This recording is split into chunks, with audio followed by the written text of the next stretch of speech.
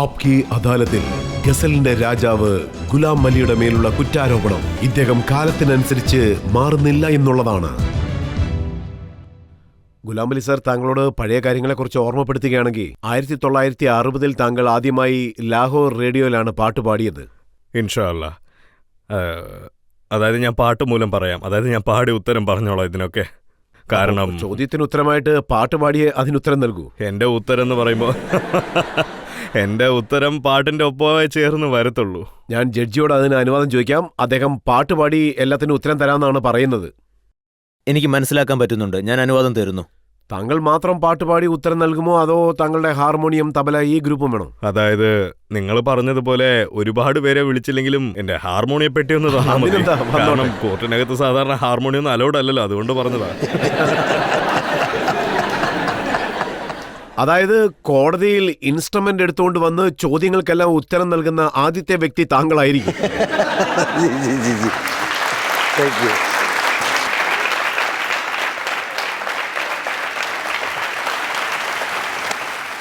അപ്പോൾ 1960 മുതൽ തുടങ്ങിയ ആദ്യം തന്നെ തുടങ്ങാം.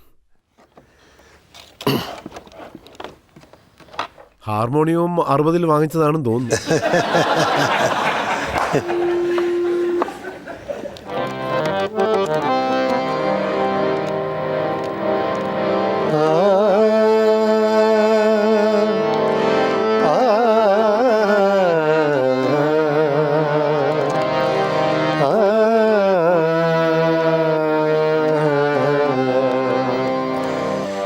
शाम को सुबह चमन याद आए,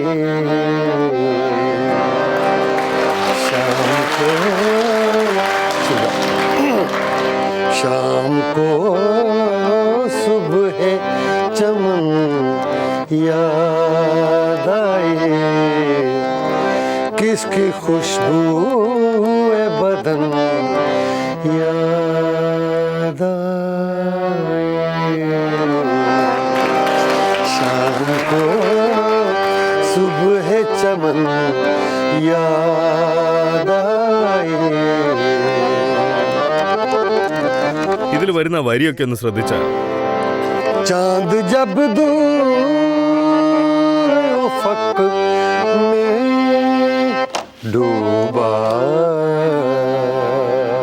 ദൂരമായിട്ട് മാഞ്ഞു പോകുന്നു. മനോഹരം. അത് രണ്ടും ഈ മ്യൂസിക് കലർന്നിട്ടുണ്ട്. ഇതാ ഇങ്ങനെ തന്നെ. चांद जब दूर उफ़क़ में डूबा, तेरे लहजे की थकन याद आई. നന്ദി, താങ്ക് യു. 1960 സംഭവിച്ചാണ് ഇപ്പോൾ 45 വർഷങ്ങളായി. എന്റെ പരാതി എന്താണെന്ന് വെച്ചാൽ, തുടക്കകാലത്ത് താങ്കൾ എങ്ങനെ പാടിയോ അതുപോലെ തന്നെ ഇപ്പോഴും പാടിക്കൊണ്ടിരിക്കുകയാണല്ലോ. അതും ജനങ്ങളോട് ടേസ്റ്റ് മാറും തോറും ഞാനും എൻ്റെ ഓരോ സ്റ്റൈലും മാറ്റിക്കൊണ്ടിരുന്നു. പക്ഷേ ഇതാ നോക്കൂ, നിങ്ങൾ ഈ ബേസിക് ആയിട്ടുള്ള ഒരു സ്റ്റൈലില്ലേ, അതിങ്ങനെ തന്നെയായിരിക്കും. അതൊരിക്കലും മാറാൻ പാടില്ല. അത് അങ്ങനെ തന്നെ ഉണ്ടാവണം.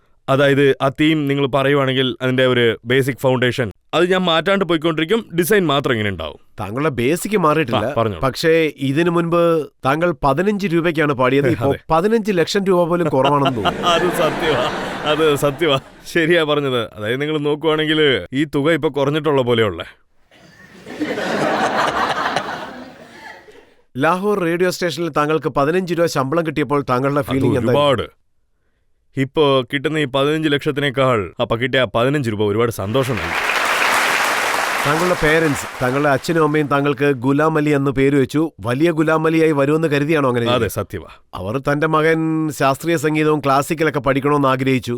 അതെ, ആദ്യം അവരെനിക്കൊരു ക്ലാസിക്കലാണ് പഠിപ്പിച്ചു തന്നത്. പക്ഷെ അതിനുശേഷം നോക്കുവാണെങ്കിൽ ജനങ്ങളെല്ലാരും പോപ്പിന്റെ സൈഡിലോട്ട് അങ്ങനെ ഓടിക്കൊണ്ടിരിക്കുമായിരുന്നു. ഞാൻ അവരെ എന്റെ ഭാഗത്തിലോട്ട് വലിക്കാൻ ശ്രമിച്ചതാ. അതായത് താങ്കൾ പറഞ്ഞു വരുന്നത് പോപ്പ് മ്യൂസിക്കിൽ വെസ്റ്റേൺ കൾച്ചർ ഉണ്ടെന്നാണോ? അതെ, തീർച്ചയായിട്ടും ഉണ്ട്.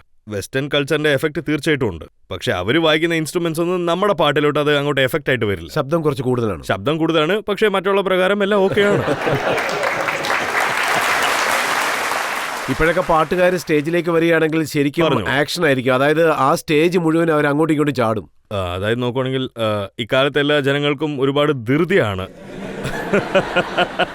അതായത് പാടുന്നവർക്കും പാട്ട് കേൾക്കുന്നവർക്കും. അപ്പോൾ താങ്കൾ പോപ്പ് സിംഗ് പാടണമെന്ന് ആലോചിച്ചിട്ടേ ഇല്ല? അല്ലല്ല, ഞാൻ ഇതിലോട്ട് അങ്ങോട്ട് മുങ്ങിപ്പോയെന്ന് പറയാം. പുറത്ത് വരാൻ കഴിയുന്നില്ല. സത്യം പറയണമെങ്കിൽ ഇതിൽ ഞാൻ ഒരുപാട് ഹാപ്പിയാണ്. കാരണം ഇതിലാണ് എന്റെ ജീവിതത്തിന്റെ പണവും സന്തോഷവും എല്ലാം ഉള്ളത്. കൊള്ളാം. സ്വസ്ഥമായ പാട്ടാണ്. ഒരുപാട് സന്തോഷം. പക്ഷേ ഇപ്പോഴുള്ള കാലഘട്ടത്തിൽ റീമിക്സ് ആണ് ഫേമസ്. അതെ. ഒരു പെൺകുട്ടി ജീൻസ് ധരിച്ചുകൊണ്ട് വന്ന് പാട്ട് പാടുന്നുണ്ട്. അത് ചുമന്ന ദുപ്പട്ട മൃദുവായ തുണിയാണെന്നൊക്കെ ഉള്ളത്.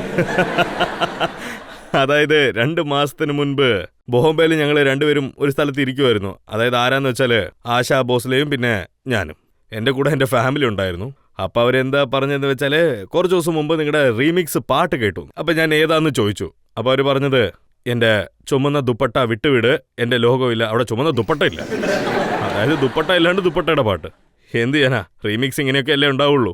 അതായത് ഏത് കാര്യം നടക്കാൻ പാടില്ലയോ അതില് റീമിക്സ് ഈ ആണ്. റീമിക്സ് ഒക്കെ കാണുന്ന സമയത്ത് താങ്കളുടെ മനസ്സിൽ എന്താണ് തോന്നുക? ഒന്ന് അതുപോലെ തന്നെ പാടണം, ദാ ഈ പാടിയ പോലെ തന്നെ. അതായത് ഷേഖൽ സാർ ഒരുമാതിരി പാടിയിരുന്നാൽ നമ്മൾ അതുപോലെ തന്നെ പാടണം. ഒരു ചെറിയ മാറ്റം പോലും ഉണ്ടാവാൻ പാടില്ല. പക്ഷെ അങ്ങനെ സംഭവിക്കുന്നില്ലല്ലോ. എന്റെ ഗസൽ എന്ന് പറയുന്നത് ഞാൻ തന്നെ പാടിക്കൊണ്ടിരിക്കുന്നത് കൊണ്ട് ഈ പാട്ട് വേറെ ആരേലും പാടിയാൽ അത് കുറച്ച് വ്യത്യാസം കാണാൻ പറ്റും. ഒന്നുകിൽ ഇനി നന്നായിട്ട് പാടും, ഇല്ലെങ്കിൽ എന്നെ പോലെ പാടും. ഞാൻ അറിഞ്ഞത് താങ്കൾ റീമിക്സ് ബാൻ ചെയ്യണമെന്ന് പറഞ്ഞതായിട്ടാണ്. അതിനെ റെസ്ട്രിക്ഷൻ ചെയ്ത് തടയണമെന്ന്. ഇപ്പൊ വരെ അങ്ങനെ ഒന്നും സംഭവിച്ചില്ല. പക്ഷെ ഞാൻ വിചാരിച്ചതായിരുന്നു. എന്നെ സംബന്ധിച്ച് ഏതൊരു ജോലിയാണെങ്കിലും അത് നശിപ്പിക്കാണ്ട് നമ്മൾ ചെയ്തേക്കണം. അത്രേ ഉള്ളൂ.